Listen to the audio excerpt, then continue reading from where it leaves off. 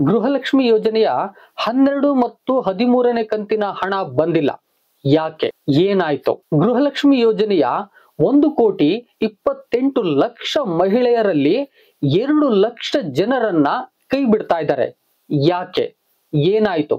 ಈ ವಿಚಾರನ ನಾನು ಈ ವಿಡಿಯೋದಲ್ಲಿ ಮಾತನಾಡಕ್ ಹೋಗ್ತಾ ಇದ್ದೀನಿ. ಈ ವಿಡಿಯೋನ ಸ್ಕಿಪ್ ಮಾಡ್ದೇನೆ ಕೊನೆವರೆಗೆ ನೋಡಿ, ಕಂಪ್ಲೀಟ್ ವಿಚಾರ ನಿಮ್ಗೆ ಗೊತ್ತಾಗುತ್ತೆ. ಪ್ರೀತಿಯ ವೀಕ್ಷಕರೇ ಹಾಗೂ ಸ್ನೇಹಿತರೆ, ನಾನು ನಿಮ್ಮ ಡಾಕ್ಟರ್ ಬಸವರಾಜು ಕೆಬಿ. ಮತ್ತೊಮ್ಮೆ ಡಾಕ್ಟರ್ ಜ್ಞಾನದೀವಿಗೆ ಚಾನಲ್ಗೆ ಸ್ವಾಗತ, ಸುಸ್ವಾಗತ. ಇವತ್ತು ಮತ್ತೊಂದು ಇನ್ಫಾರ್ಮೇಟಿವ್ ವಿಡಿಯೋ ಜೊತೆ ನಿಮ್ಮೊಟ್ಟಿಗೆ ಬಂದಿದ್ದೀನಿ. ಅದು ಗೃಹಲಕ್ಷ್ಮಿ ಹಣದ ಬಗ್ಗೆ. ಗೃಹಲಕ್ಷ್ಮಿ ಹಣವನ್ನ ಕರ್ನಾಟಕದ ಗೃಹಿಣಿಯರಿಗೆ ನೀಡಲಾಗ್ತಾ ಇತ್ತು. ಮನೆಯಲ್ಲಿ ಯಾರು ಯಜಮಾನಿ ಅಂತಿದ್ದಾರೋ ಅವ್ರಿಗೆ 2,000 ರೂಪಾಯಿಗಳನ್ನ ಕೊಡ್ತೀವಿ ಅಂತೇಳಿ ಗ್ಯಾರಂಟಿ ಯೋಜನೆಗಳ ಒಂದನ್ನ ಅನೌನ್ಸ್ ಮಾಡಲಾಗಿತ್ತು. ಈ ಯೋಜನೆಗಳಲ್ಲಿ ಗೃಹಲಕ್ಷ್ಮಿ ಯೋಜನೆ ಒಂದು ಮಹತ್ವದ ಯೋಜನೆಯಾಗೂ ಕೂಡ ಕರ್ನಾಟಕದ ಎಷ್ಟೋ ಜನ ಮಹಿಳೆಯರಿಗೆ ಅದು ಉಪಯೋಗ ಆಗ್ತಾ ಇತ್ತು. ಇತ್ತೀಚೆಗೆ ನಾನು ನೋಡಿದಂತ ಕೆಲವು ಮಾಹಿತಿಯ ಪ್ರಕಾರ ಎಷ್ಟೋ ಜನ ಮಹಿಳೆಯರು ಸಣ್ಣ ಪುಟ್ಟ ಅಂಗಡಿಗಳನ್ನ ಇಟ್ಕೊಂಡಿದ್ದಾರೆ, ಸಣ್ಣ ಪುಟ್ಟ ಹೆಲ್ಪ್ ಅನ್ನ ಮಾಡ್ತಾ ಇದ್ದಾರೆ. ಎಷ್ಟೋ ಜನ ತನ್ನ ಊರಲ್ಲಿ ಇರ್ತಕ್ಕಂತ ಸಂಘಗಳಲ್ಲಿ ತಾನು ಹಣವನ್ನ ತೊಡಗಿಸಿ ಅದಕ್ಕೆ ಬಡ್ಡಿ ಬರುವಾಗೆ ಮಾಡ್ಕೊಳ್ತಿದ್ದಾರೆ. ಇದು ಕರ್ನಾಟಕದ ಎಷ್ಟೋ ಮಂದಿಗೆ ಉಪಯೋಗ ಆಗ್ತಾ ಇದೆ ಅಂತಕ್ಕಂಥದ್ದು ಒಂದು ಸತ್ಯದ ಮಾತಾಗಿದೆ. ಹಾಗಾದ್ರೆ 12 ಮತ್ತು 13ನೇ ಕಂತಿನ ಹಣ ನಿಂತೋಯ್ತಲ್ಲ, ಯಾಕಿರ್ಬೋದು? ಏನಾಯ್ತು? ಎಷ್ಟೋ ಪ್ರಶ್ನೆಗಳು ಬಹುತೇಕವಾಗಿ ಮಹಿಳೆಯರಲ್ಲಿ ಮೂಡ್ತಾ ಇದ್ದಾವೆ. ಎಷ್ಟೋ ಜನ ಮಹಿಳೆಯರು ಹೇಳ್ತಾ ಇದ್ದಾರೆ, ಓ ನಿಲ್ಲಿಸ್ಬಿಟ್ರು, ಹಣ ಇನ್ನು ಬರೋದಿಲ್ಲ ಅಂತಕ್ಕಂಥ ಮಾಹಿತಿಯನ್ನು ಕೂಡ ಹೊರಗಡೆ ಚೆಲ್ತಾ ಇದ್ದಾರೆ. ಇಂತಹ ಸನ್ನಿವೇಶದಲ್ಲಿ ಹಲವಾರು ಮೀಡಿಯಾಗಳು ಸ್ವತಃ ಮಹಿಳಾ ಮತ್ತು ಮಕ್ಕಳ ಕಲ್ಯಾಣ ಇಲಾಖೆ ಸಚಿವೆಯಾದಂತಹ ಲಕ್ಷ್ಮಿ ಹೆಬ್ಬಾಳ್ಕರ್ ಅವರನ್ನೇ ಕೇಳಿದ್ರು. ಆ ಕೇಳಿದಂತ ಸಂದರ್ಭದಲ್ಲಿ ಅವರು ಒಂದು ಪರ್ಫೆಕ್ಟ್ ಮಾಹಿತಿಯನ್ನ ನೀಡಿದ್ದಾರೆ. ಅದನ್ನ ನಾನು ನಿಮ್ಗೆ ಡಿಸ್ಪ್ಲೇ ಮಾಡಿ ತೋರಿಸ್ತೀನಿ ನೋಡಿ. Promise of Gruhalakshmi 12th and 13th installments together. Official update from Minister Lakshmi Hebbalkar. Karnataka's Women and Child Development Department Minister Lakshmi Hebbalkar addressed these concerns by announcing that the 12th and 13th installments of July and August month respectively would be released together. She stated that a total of rupees 4,000 would be sent directly to the beneficiaries' bank accounts by the end of September 2024. ಪ್ರೀತಿಯ ವೀಕ್ಷಕರೇ, ಇದರಿಂದ ನಮಗೆ ಗೊತ್ತಾಯ್ತು ಸ್ವತಃ ಲಕ್ಷ್ಮಿ ಹೆಬ್ಬಾಳ್ಕರ್ ಅವರೇ ಈ ಒಂದು statement ಅನ್ನ ಕೊಟ್ಟಿರೋದ್ರಿಂದ ಖಂಡಿತ ನಮ್ಗೆ ಹಣ ಬರುತ್ತೆ ಅಂತ ಗೊತ್ತಾಯ್ತು. ಹಾಗಾದ್ರೆ ಎಷ್ಟೋ ಜನ ಹಣ ಬಂತು ಅಂತಕ್ಕಂಥ ಮಾಹಿತಿನ ಅಲ್ಲಿ ನೋಡಿ ಹೇಳ್ತಾ ಇದ್ದಾರೆ, ಓ ನಮಗ್ ಬರ್ಲಿಲ್ಲ, ಬಂದಿದೆಯಂತೆ ಅಂತ. ಹಾಗಾದ್ರೆ ನೀವು ಬ್ಯಾಂಕ್ ಅಕೌಂಟ್ ನ ಚೆಕ್ ಮಾಡ್ಕೊಳ್ಳೋದು ಒಳ್ಳೇದು, ಬಂದಿದ್ಯಾ ಇಲ್ವಾ ಅಂತೇಳಿ. ರೀಸೆಂಟ್ ಆಗಿ ಈ ಒಂದು ಮಾಹಿತಿಯನ್ನ ಕೊಟ್ಟೋದ್ರಿಂದ ಸೆಪ್ಟೆಂಬರ್ ನಲ್ಲಿ ನಾವು ಅದನ್ನ ರಿಲೀಸ್ ಮಾಡ್ತೀವಿ ಅನ್ನೋದ್ರಿಂದ ಸೆಪ್ಟೆಂಬರ್ ಇನ್ನೂ ಇರೋದ್ರಿಂದ ಬಂದಿಲ್ಲ ಅನ್ನೋ ಮಾಹಿತಿ. ಸ್ವತಃ ಸರ್ಕಾರಗಳು ರಿಲೀಸ್ ಮಾಡಿದ್ರೆ ಸ್ಟೇಟ್ಮೆಂಟ್ ಅನ್ನು ಕೊಡ್ತಾವೆ, ನಾವು ರಿಲೀಸ್ ಮಾಡಿದೀವಿ ಅಂತ. ಆಗ ನೋಡ್ಕೋಬಹುದು. ಒಂದು ವೇಳೆ ನಿಮ್ಗೆ ಏನಾದ್ರು ಬಂದಿದ್ರೆ ಈ ಒಂದು ಕಾಮೆಂಟ್ ಬಾಕ್ಸ್ ನಲ್ಲಿ ಕಾಮೆಂಟ್ ಮಾಡಿ ನಮಗ್ ಬಂದಿದೆ ಅಂತ. ಉಳಿದ ಈ ವಿಡಿಯೋ ನೋಡ್ತಕ್ಕಂಥ ಜನಕ್ಕೆ ಅವ್ರಿಗೆ ಬಂದಿದೆ ನಮಗ್ ಬಂದಿಲ್ಲ ಅಂತಕ್ಕಂಥ ಕೇಳೋದಕ್ಕೆ ಅವಕಾಶ ದೊರಕುತ್ತದೆ. ಒಂದು ವೇಳೆ ನಿಮಗ್ ಬಂದಿಲ್ಲ ಅಂದ್ರೆ ಬಂದಿಲ್ಲ ಅಂತ ಕಾಮೆಂಟ್ ಮಾಡಿ, ಎಲ್ರೂ ಕೂಡ ಬಂದಿಲ್ಲ ಅಂದ್ರೆ ಇನ್ನೂ ಬಂದಿಲ್ಲ ಅಂತ ಕನ್ಫರ್ಮ್ ಆಗುತ್ತೆ. ಕಾಮೆಂಟ್ ಮಾಡೋ ಮೂಲಕ ನೀವು ಸರ್ಕಾರಗಳಿಗೂ ಕೂಡ ಈ ಮಾಹಿತಿಯನ್ನ ತಿಳಿಸಬಹುದು. ಹೇಗಂತ ಹೇಳಿದ್ರೆ ಕಾಮೆಂಟ್ ಗಳನ್ನ ಸರ್ಕಾರಗಳು ಕೂಡ ವಾಚ್ ಮಾಡ್ತಿರ್ತವೆ ಈ ಒಂದು ಮೀಡಿಯಾಗಳ ಮೂಲಕ ಅಂತಕ್ಕಂಥದ್ದು. ಹಾಗಾದ್ರೆ ಇದು ಕ್ಲಿಯರ್ ಆಯ್ತು. ನೆಕ್ಸ್ಟ್ 2ನೇ ಪಾಯಿಂಟ್ ಏನಂತ ಹೇಳಿದ್ರೆ, ಕರ್ನಾಟಕದಾದ್ಯಂತ 2 ಲಕ್ಷ ಮಹಿಳೆಯರಿಗೆ ಈ ಹಣವನ್ನ ಕಟ್ ಮಾಡ್ತಾ ಇದೀವಿ ಅಂತ. ಹಾಗಾದ್ರೆ ಯಾಕೆ ಕಟ್ ಮಾಡ್ತಾ ಇದ್ದಾರೆ? ಅವ್ರು ಹೇಳ್ಕೊಂಡಿದ್ದಾರೆ, 1ನೇ ಪಾಯಿಂಟ್ ಆಗಿ ಯಾರು GST ಫೈಲ್ ಮಾಡ್ತಿದಾರೋ, ಟ್ಯಾಕ್ಸ್ ಫೈಲ್ ಮಾಡ್ತಾ ಇದಾರೋ, ಅಂದ್ರೆ ಟ್ಯಾಕ್ಸ್ ಕಟ್ತಾ ಇದಾರೋ, GST ಕಟ್ತಾ ಇದಾರೋ ಅಂತ ಒಂದು ಮಹಿಳೆಯರಿಗೆ 2,000 ಹಣವನ್ನ ನಾವು ಕಟ್ ಮಾಡ್ತಾ ಇದೀವಿ ಅಂತ. ಇನ್ನು 2ನೇದಾಗಿ ಆ ಒಂದು ಮಹಿಳೆ GST ಆಗ್ಲಿ ಟ್ಯಾಕ್ಸ್ ಆಗ್ಲಿ ಫೈಲ್ ಮಾಡದೇ ಇರ್ಬೋದು. ಅವರ ಮನೆಯಲ್ಲಿ ಅವರ ಹಸ್ಬೆಂಡ್ ಏನಾದ್ರೂ ಬಿಸ್ನೆಸ್ ಮತ್ತೆ ಏನಾದ್ರೂ ಕಂಪನಿಯನ್ನೋ ತನ್ನ ಹೆಂಡತಿಯ ಹೆಸರಲ್ಲಿ ನಡೆಸ್ತಾ ಇದ್ರೆ ಆಗ ಅವ್ರೇನಾದ್ರೂ ಟ್ಯಾಕ್ಸ್ ಪೇ ಮಾಡೋದು ಅಥವಾ GST ಫೈಲ್ ಮಾಡಿದ್ರೆ ಖಂಡಿತ ಹಣ ಬರುವುದಿಲ್ಲ. ಇನ್ನು 3ನೇ ವಿಧಾನದಲ್ಲಿ ಆ ಒಂದು ಮಹಿಳೆ ಏನು 2,000 ರೂಪಾಯಿಗಳ ತೆಗೆದುಕೊಳ್ತಾ ಇದ್ದಾರೋ ಅಂತ ಮಹಿಳೆ ಏನಾದ್ರೂ ತನ್ನ ಬ್ಯಾಂಕ್ ಟ್ರಾನ್ಸಾಕ್ಷನ್ ನ ಸುಮಾರು 8 ಲಕ್ಷಕ್ಕಿಂತಲೂ ಜಾಸ್ತಿ ಏನಾದ್ರೂ ನಡೆಸಿದ್ರೆ, ಅಂದ್ರೆ ಅವರೇಜ್ 8 ಲಕ್ಷ ಆ ಮಟ್ಟದಲ್ಲಿ ಏನಾದ್ರು ನಡೆಸಿದ್ರೆ ಅಂಥವ್ರಿಗೂ ಕೂಡ ಈ ಒಂದು 2,000 ರೂಪಾಯಿ ನಿಂತು ಹೋಗುತ್ತೆ ಅನ್ನೋ ಮಾಹಿತಿ ಕೂಡ ಇದೆ. ಅಂದ್ರೆ ಯಾರು ಟ್ಯಾಕ್ಸ್ ಫೈಲ್ ಮಾಡ್ತಿದಾರೋ, GST ಫೈಲ್ ಮಾಡ್ತಾ ಇದಾರೋ, ಮತ್ತೆ ತನ್ನ ಹಣಕಾಸಿನ ಟ್ರಾನ್ಸಾಕ್ಷನ್ ನ ಬ್ಯಾಂಕ್ ನಲ್ಲಿ ತುಂಬಾ ನಡೆಸ್ತಾ ಇದಾರೋ ಅಂಥವ್ರಿಗೆ ಕೊಡುವ ಅವಶ್ಯಕತೆ ಇಲ್ಲ ಎಂಬುದಾಗಿ ಸರ್ಕಾರ ನಿರ್ಧರಿಸಿ ಇವರಿಗೆ ಕಟ್ ಮಾಡ್ತಾ ಇದೆ. ಹಾಗಾದ್ರೆ ಇದು ಪಬ್ಲಿಕ್ ಅಲ್ಲಿ ಬರ್ದೇ ಇದ್ರು ಕೂಡ ಹೇಗ್ ನಿಂತೋಗ್ತಾ ಇದೆ, ಹೇಗ್ ಗೊತ್ತಾಗ್ತಾ ಇದೆ?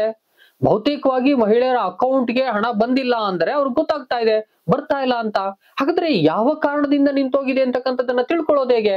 ನೀವು ಹೀಗ್ ಮಾಡ್ಬೋದು. ನಿಮ್ಮ ಹತ್ತಿರದಲ್ಲಿರ್ತಕ್ಕಂಥ ಅಂದ್ರೆ ತಾಲೂಕುಗಳಾಗ್ಬೋದು, ಹತ್ತಿರದಲ್ಲಿರ್ತಕ್ಕಂತಹ ಮಹಿಳಾ ಮತ್ತು ಮಕ್ಕಳ ಕಲ್ಯಾಣ ಇಲಾಖೆಗೆ ಹೋಗ್ಬಿಟ್ಟು ನಿಮ್ಮ ನಂಬರ್ ಏನ್ ಬಂದಿರುತ್ತೆ ಅಂದ್ರೆ ಗೃಹಲಕ್ಷ್ಮಿ ಯೋಜನೆಯ ಒಂದು ಅಪ್ರೂವಲ್ ಕಾಪಿನಲ್ಲಿ ನಂಬರ್ ಬಂದಿರುತ್ತಲ್ಲ, ಆ ನಂಬರ್ ನ ತೆಗೆದುಕೊಂಡು ಹೋಗ್ಬಿಟ್ಟು ನೀವು ಸ್ಟೇಟಸ್ ನ ಚೆಕ್ ಮಾಡ್ಬೋದು. ಯಾಕೆ ಬಂದಿಲ್ಲ, ಯಾವ ಕಾರಣಕ್ಕೆ ಬರ್ತಾ ಇಲ್ಲ ಅಂತಕ್ಕದನ್ನ ಚೆಕ್ ಮಾಡ್ಕೋಬಹುದು.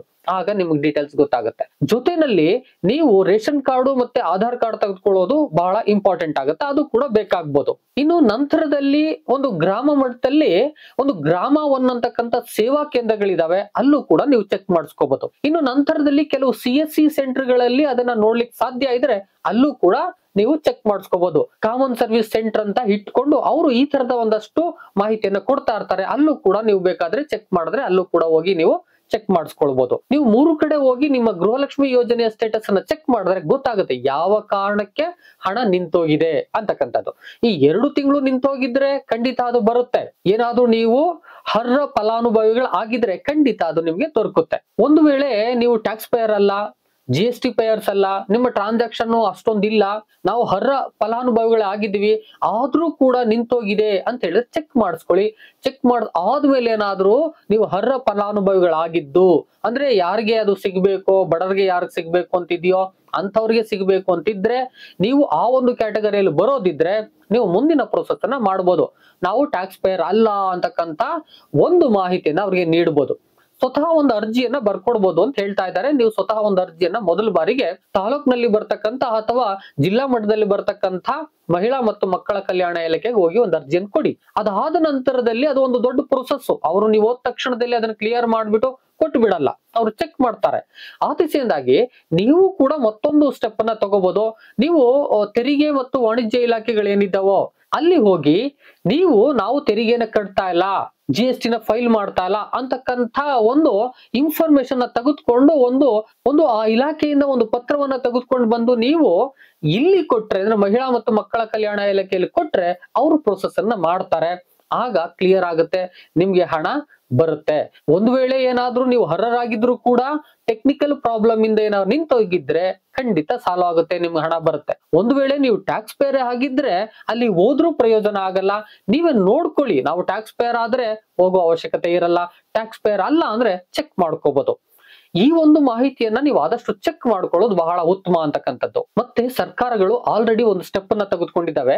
ಈ ಏನು ಅರೌಂಡ್ 2 ಲಕ್ಷ ಜನಕ್ಕೆ ಈಗ ಕಟ್ ಮಾಡ್ತಾ ಇದೆಯೋ ಅಂತಿದೆಯೋ, ಒಂದು ವೇಳೆ ಅವ್ರೇನಾದ್ರೂ ಟ್ಯಾಕ್ಸ್ ಪೇಯರ್ ಆಗಿದ್ರೆ, GST ಪೇಯರ್ ಆಗಿದ್ರೆ ಅವ್ರು ಕೇಳ್ಕೊಂಡು ಇಲಾಖೆಗೆ ಬಂದ್ರೆ ಅವ್ರಿಗೊಂದು ಹಿಂಬರಹವನ್ನೇ ಕೊಡಿ, ಅಕ್ನಾಲಜ್ಮೆಂಟ್ ಅನ್ನು ಕೊಟ್ಟು ಕಳಿಸಿ, ಅವರು ಟ್ಯಾಕ್ಸ್ ಪೇಯರ್ ಆಗಿದ್ದಾರೆ, ನಿಮ್ಗೆ ಈ ಫಲಾನುಭವಿಗಳು ಆಗ್ಲಿಕ್ಕೆ ಸಾಧ್ಯ ಇಲ್ಲ ಅಂತಕ್ಕಂಥದ್ದನ್ನು ಕೊಟ್ಟು ಕಳಿಸಿ ಎಂಬುದಾಗಿ ಹೇಳ್ತಿದ್ದಾರೆ.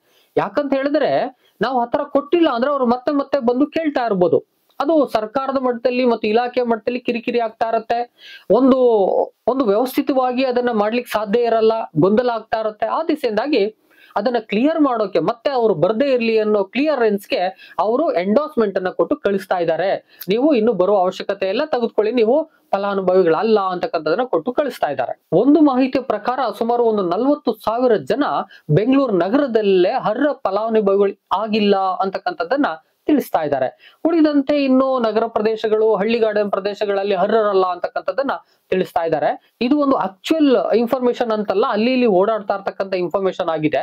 ಅವರು ಒಂದು ಸ್ಟೇಟ್ಮೆಂಟ್ ಅನ್ನ ನೆಕ್ಸ್ಟ್ ಬಿಡುಗಡೆ ಮಾಡ್ತಾರೆ. ಇಲ್ಲಿ ಇಂತಷ್ಟ ಜನ ಫಲಾನುಭವಿಗಳಲ್ಲ, ನಾವು ಇವರಿಗೆ ಕೊಡುವುದಿಲ್ಲ ಅಂತಕ್ಕಂಥದ್ದು ಸರ್ಕಾರ ಮಾಹಿತಿ ಕೊಡುತ್ತೆ. ಆ ಜಿಲ್ಲಾ ಲೆವೆಲ್, ತಾಲೂಕ್ ಲೆವೆಲ್ ಅಲ್ಲಿ ಅದನ್ನ ಕೊಡುತ್ತೆ.